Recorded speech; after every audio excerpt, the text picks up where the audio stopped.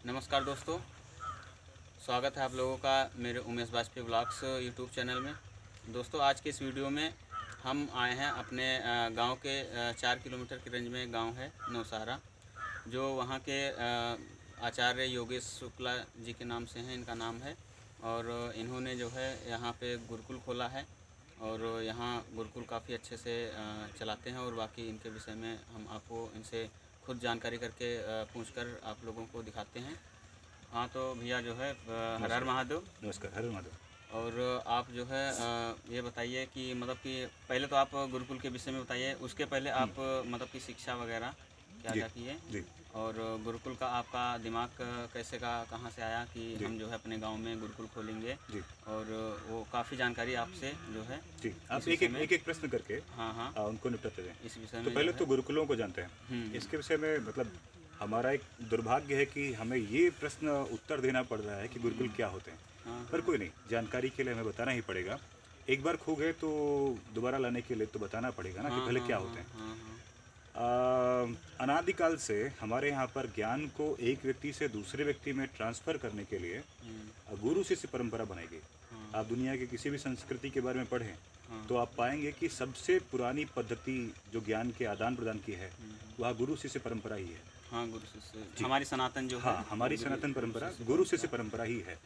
अब इसको थोड़ा और हम अगर देखें तो जैसे हमारे यहाँ ग्रामीण भाषा में कहते हैं कि एक ज्योति से अनेक ज्योतियाँ जलाई जा सकती हैं। जलाई जा ऐसे सकती हैं। तो एक व्यक्ति यदि अपने अंदर समस्त सनातन के आचरण को समाहित कर ले तो हम उसी के पास कुछ बालकों को रखकर उसके आचरण को उन बाकी बालकों में प्रवेश करा सकते हैं। और इसे भी हम एक प्रकार से देख सकते हैं।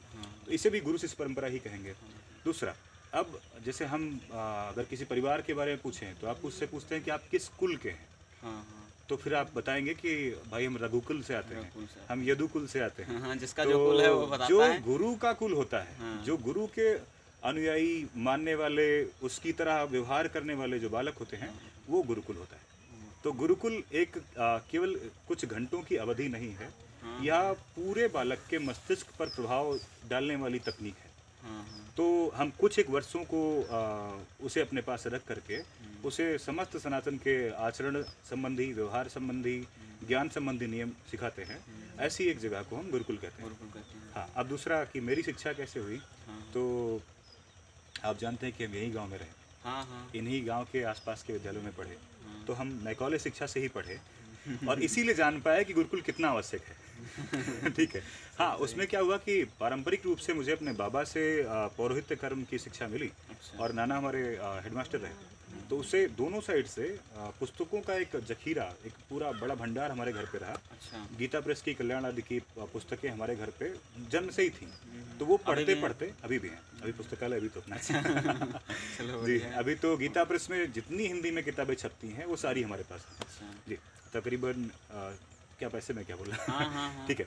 तो वहाँ पर पढ़ते पढ़ते सनातन की एक गहरी समझ बचपन से थी। आपको बताऊँ तो 11 वर्ष के पूर्व ही मैंने 3 पुराण लगभग पढ़ ली थी। अच्छा। शिव पुराण, विष्णु पुराण और गरुड़ पुराण मैंने 11 वर्ष की आयु से पहले ही पढ़ ली थी। महाभारत, रामचरितमानस, गीता आदि ग्रंथ भी। अच्छा। यहाँ तक कि जो ग्रंथ नहीं पढ़ने थे तब भी वो भी मैंने पढ़ लिए थे। तो बहुत अच्छा कार्य। जैसे नासिकेतोपाख्यान आदि, गरुड़ पुराण आदि के लिए बोलते हैं कि बालकों को यह नहीं पढ़ना चाहिए, नहीं सुनना चाहिए। इसीलिए मैंने पढ़ा कि क्यों नहीं पढ़ना चाहिए। तो उससे निष्कर्ष क्या निकला? हाँ, निष्कर्ष ये निकला कि उन किताबों में, उन पुस्तकों में ऐसी बातें थी जो किसी बाल मन को डरा सकती हैं या उसे वैराग्य के प्रति भेज सकती हैं, भटका सकती हैं। वह बालक संभव है कि फिर गृहस्थ ना हो, सीधे वैरागी ही ले ले, ऐसा हो सकता है। चलो, बहुत अच्छा। अच्छा, आपके मन में गुरुकुल का दिमाग कैसा है कि हम अपने गांव में जी कि हम अपने गांव में गुरुकुल खोलें। जी।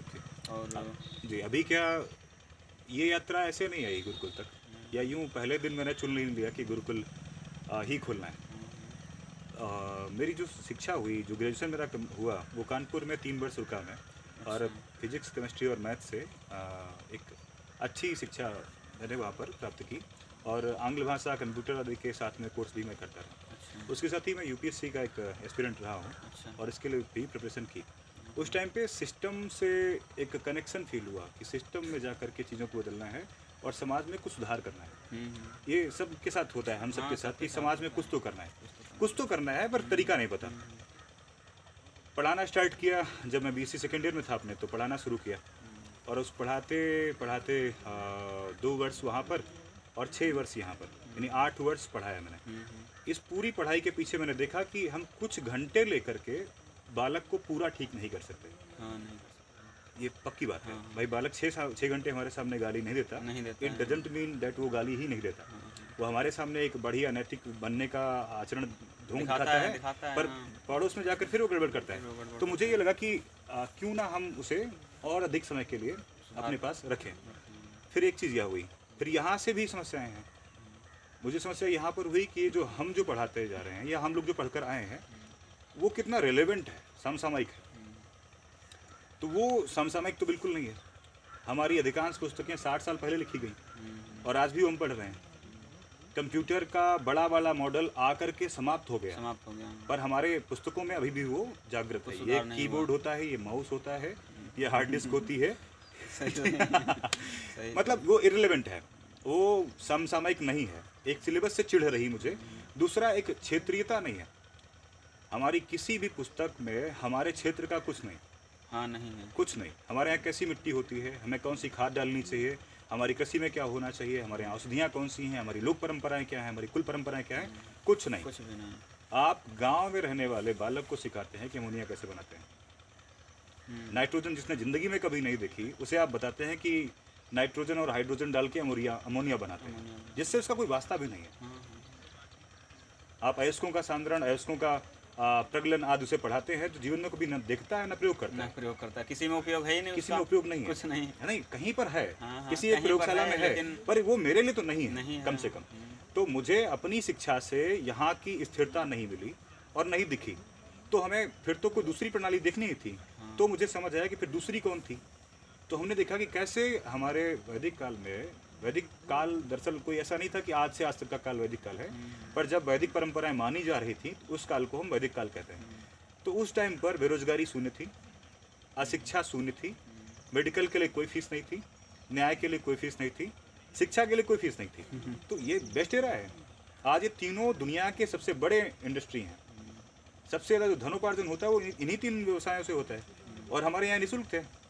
शिक्षा निःशुल्क थी हमारे यहाँ, मेडिकल निःशुल्क था, कोई चार्ज नहीं था, ठीक है, न्याय निःशुल्क था, होटल थे ही नहीं हमारे यहाँ पर। अतिथि विभाग इतना ठीक था कि उससे ही काम चल रहा था। तो ये सब कुछ देख करके, ठीक है, इस शिक्षा का जीवन में कोई महत्व न देख करके मुझे लगा कि हमें उस शिक्षा पर जाना चाहिए जिसका जीवन में वाकई महत्व है और जो कि गुरुकुलों में दी जा रही थी। अब जब ये मैं बात कह रहा हूँ तब एक बात स्पष्ट कर दूँ ताकि कोई गलत संदेश ना चला जाए। गुरुकुल आपको प्राचीन बनाने के लिए नहीं है। गुरुकुल ऐसा नहीं कि आप गुरुकुल पढ़ेंगे तो आप प्राचीन काल के बन जाएंगे, आप खड़ाऊ पहनेंगे, आप बैलगाड़ी से चलेंगे, आप घोड़े प्रयोग करने लगेंगे, ऐसा नहीं है। आप आधुनिकता को अपने जीवन में स्थान दें, परंतु प्राचीन परंपराओं को ध्यान में रखें और हमें जानना भी इसके लिए मैं एक उदाहरण देता हूँ बार बार, और वो उदाहरण ऐसा है कि नए मित्र बनाने का ये मतलब नहीं है कि आप पिताजी को भूल जाएं। सही है ना, नए मित्र बनाइए, जम के बनाइए, 100 बनाइए, पर पिताजी को माताजी को ध्यान रखिए, मत भूलिए।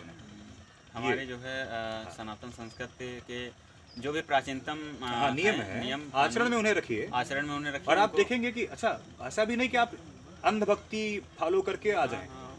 आप अपनी विवेक की पूर्ण दृष्टि प्रयोग करिए और आप देखेंगे कि सनातन में जो कुछ भी हम कर रहे हैं, आप सोचिए कि हम ऐसा कुछ भी नहीं करते जिससे मिट्टी को हानि पहुंचे। हम ऐसा कुछ भी नहीं करते जिससे पेड़, पक्षी, पौधों, जीव जंतुओं को हानि पहुंचे। इससे अधिक वैज्ञानिक तो कुछ हो ही नहीं सकता। इससे अधिक प्रकृति के प्रति अच्छा तो कुछ हो ही नहीं सकता। अब उसे हम सनातन कहते हैं या हिंदू कहते हैं, ठीक है। मतलब मैं सबके लिए बता रहा हूँ, अगर आप प्रकृति के साथ चलने के लिए मार्ग चुनते हैं तो वो सनातन है। जब आप अपने साथ सबका लाभ कर रहे हैं तब आप सनातनी हैं। यानी आप पेड़, पौधे, जड़ चेतन के लिए हम काम करते हैं। हम उनके लिए भी काम करते हैं जिनमें सामान्य विज्ञान प्राण नहीं मानता।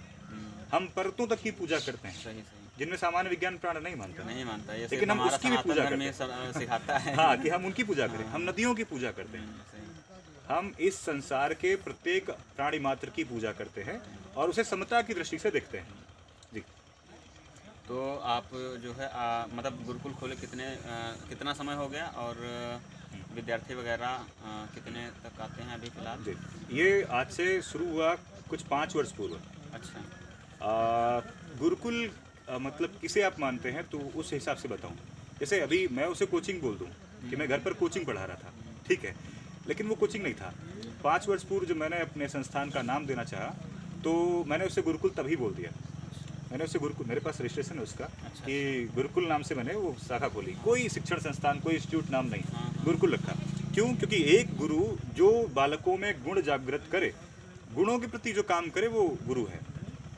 गुरुच्यते इति सः गुरु, ऐसा करके एक संस्कृत की परिभाषा है कि जो अंधकार को दूर करता हो, जो अंधकार से हाँ, प्रकाश की ओर। मस्तिष्क में जो उपस्थित अंधकार है, ज्ञान है, उसको दूर करता हो, उसे गुरु कहते हैं। जो आपसे भारी हो, गुरुता, गुरुता जो शब्द है, जिसमें गुरुता हो, वो गुरु है। या आपके मस्तिष्क के अंदर उपस्थित समस्त क्षमताओं को जो विकसित कर दे, समस्त गुणों को जो जागृत कर दे, उसे भी हम गुरु कहते हैं। तो वहाँ पर ही मैंने वहाँ पर पढ़ाना स्टार्ट किया। हाँ, तब एक कारण यह था कि मुझे आधुनिक शिक्षा का सहारा लेना पड़ा, क्योंकि उसी से बालक हमारे पास आ रहे थे। उन बालकों को वो शिक्षा तो मैं दे ही रहा था, पर जो ढंग था वो गुरुकुल का ही था। कि आपको आते आते पैर छूने होंगे, माता पिता के पैर छूने हाँ, होंगे। जो सनातन संस्कार हैं, हाँ, वो आचरण के साथ, सभी जो है आचरण के नियम साथ शिक्षा, हाँ, ऐसे पढ़ाना प्रारंभ किया। तो इस प्रकार तो हो चुके हैं मुझे 5 वर्ष। पर अब जब प्रॉपर सेप जो है गुरुकुल का, वह हम मार्च से देंगे।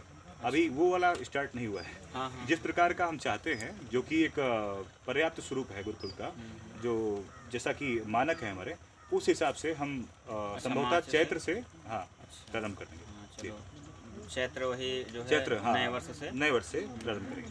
चलो, बहुत अच्छा है। तो आप मतलब कि जो विद्यार्थी आएंगे तो उनसे कोई फीस वगैरह? नहीं, ये पूर्णतः निःशुल्क होगा। अच्छा। हाँ, पूर्णतः निःशुल्क के साथ ऐसा मत समझे कि ये हमारी जिम्मेदारी ही नहीं है। हाँ, गुरुकुल आपका और आप गुरुकुल के। हाँ, सभी यह का, जो हम संबंध सभी का है, कर्तव्य यह बनता है जो कि जो संबंध है है, हाँ, थोड़ा थोड़ा योगदान सभी हाँ, सनातनी हाँ, हाँ। दें अपनी तरफ से। कोई फीस नहीं है कि हमने कुछ सेट कर दिया कि आपको 400 प्रति मत नहीं होंगे, ऐसे नहीं। नहीं, पर आपका बालक यहाँ पर रहता है, हम उसकी व्यवस्था करते हैं, तो आपको इस व्यवस्था का हिस्सा बनना चाहिए। चाहिए। ऐसा। सही है भैया। हाँ, और वो भी अपनी क्षमता अनुसार, ऐसा नहीं कि हम वो भी बराबर कर दें। हाँ, हाँ, सही ऐसा सही। सब। हाँ, इसके साथ और बताऊँ कि हम जैसे अभी आसपास हमारे चीज़ें थोड़ी टेढ़ी मेढ़ी हो गई हैं, उन मूल परंपराओं को मूल स्वरूप में लाने के लिए काम कर रहे हैं।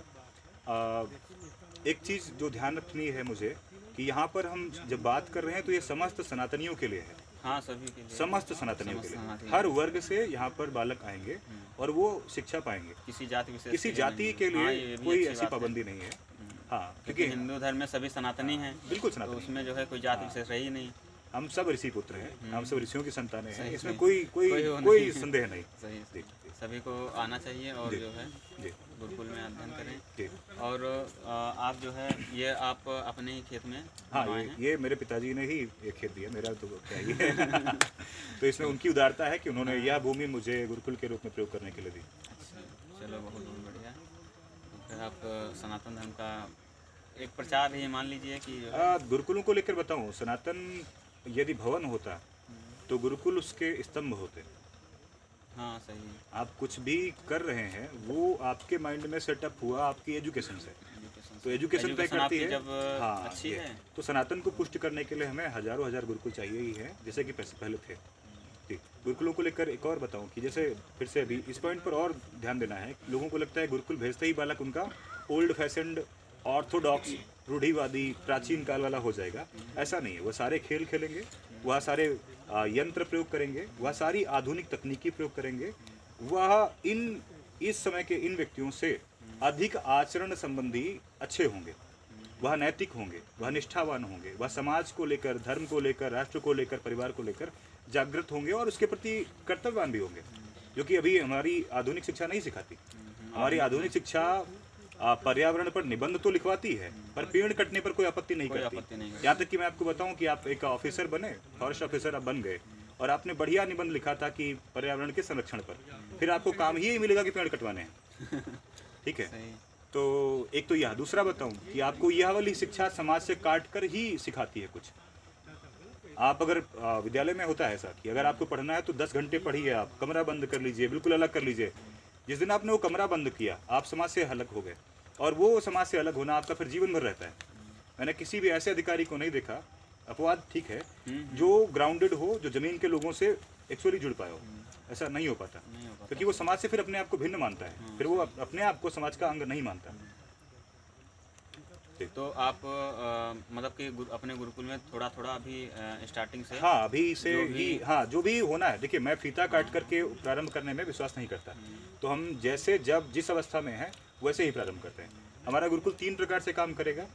अगर गुरुकुल के विषय में थोड़ा और समझाना चाहूँ, समझा एक तो दैनिक बालक आएंगे जो यहाँ पर आएंगे और घर जाएंगे।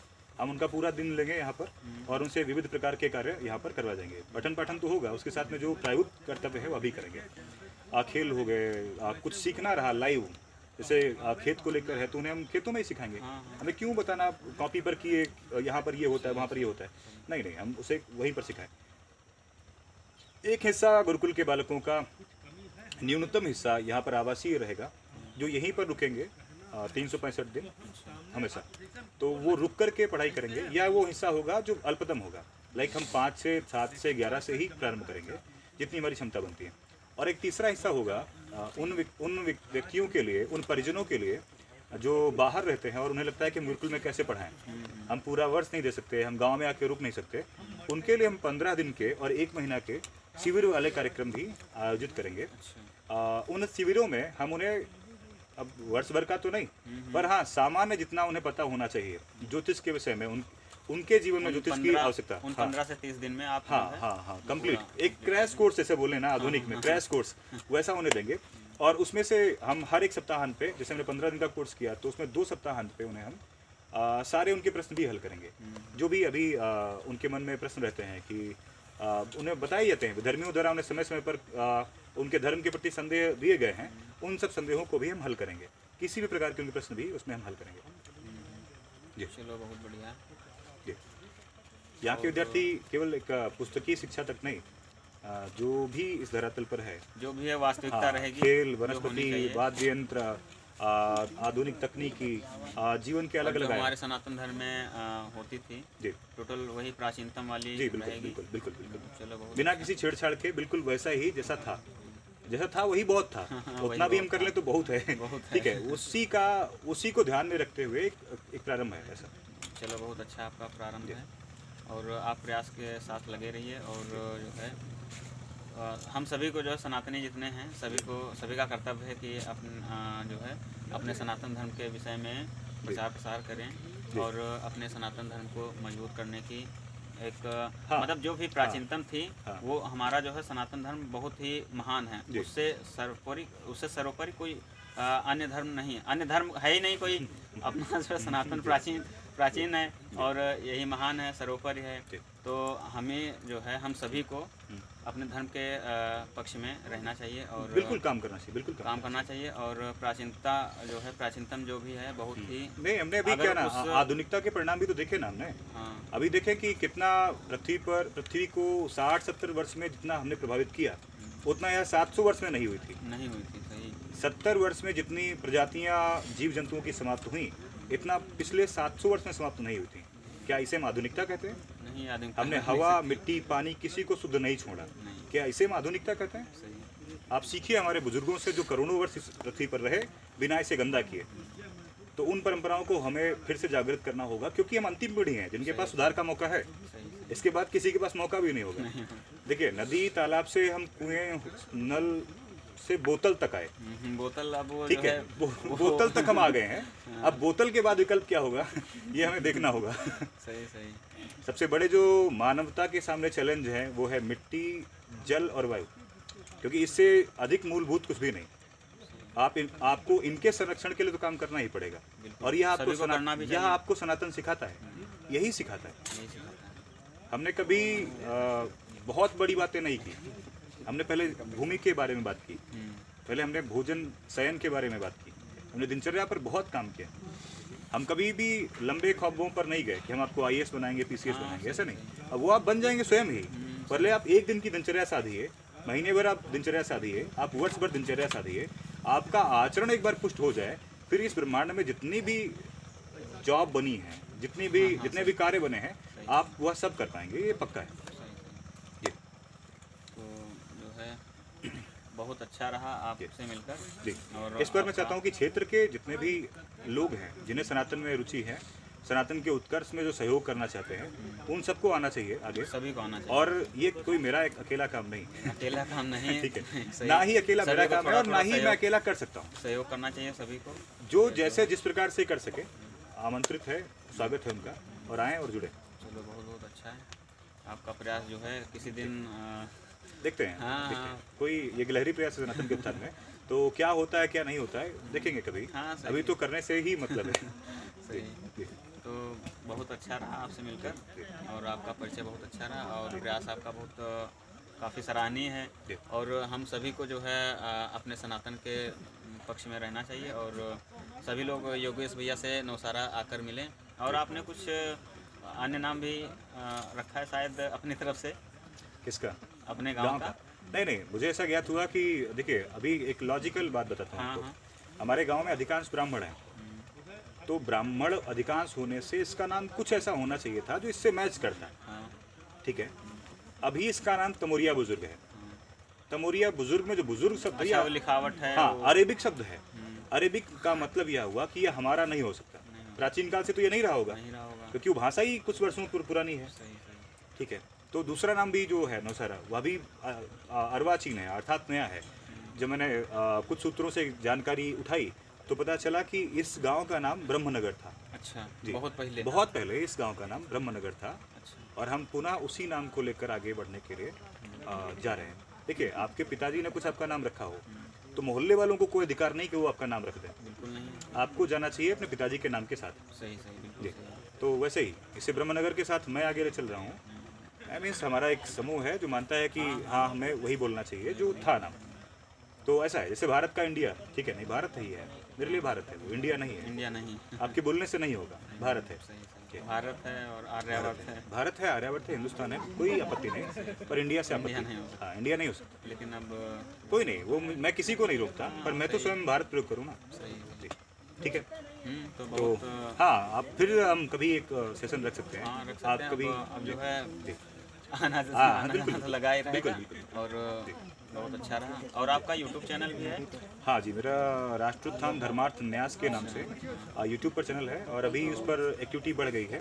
कुछ वर्षों तक नहीं कर पाया क्योंकि हमारे पास एक अच्छी टीम नहीं थी अब तक। अब हम टीम है और हमारे काम सिस्टमेटिक वे में होते हैं। तो उस पर आप जो भी कंटेंट थोड़ा बहुत हाँ, थोड़ा बहुत मिलता है, मिलता है, मिलता चलो, है। बहुत अपडेट्स आती रहती हैं। चलो आप लोग भैया का चैनल जो है राष्ट्रोत्थान युवा धर्मार्थ न्यास। धर्मार्थ न्यास के नाम से है जी उसको आप ज़रूर सब्सक्राइब कर लीजिए। जी, और आप लोग जो है आइए, मिलिए, जुड़िए। ये और जितने भी क्षेत्रीय लोग हैं आप सभी लोग अपनी तरफ से कुछ भी आर्थिक अपनी आर्थिक स्थिति अनुसार यथाशक्ति, यथा सामर्थ्य, यथाशक्ति उनकी यथा जैसी सामर्थ्य, सामर्थ्य। हाँ जैसा कुछ भी हो सके हम सभी को करना चाहिए क्योंकि अपने धर्म का हम नहीं करेंगे और करेगा कौन।